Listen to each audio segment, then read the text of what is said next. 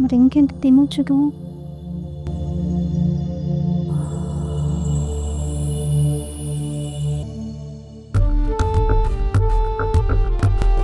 కానీ మిమ్మల్ని చూడగానే నేను మర్చిపోయానండి. బా ఆయన ఏమనుకుంటారు? ఏం కాదులే. ఆయన అత్తమ్మతో ఆడుకోలేదా ఏంటి? ఆయనకు తెలియదేముంది. ఆయన ఏం అనుకోరులే. ఈ గంట తాకుతుంది రా పొంగబా.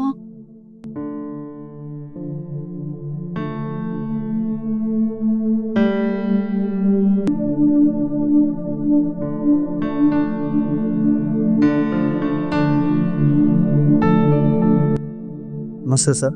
నమస్తే సార్, కూర్చోండి. ఏమైంది సార్? సార్ చిన్న ప్రాబ్లం సార్.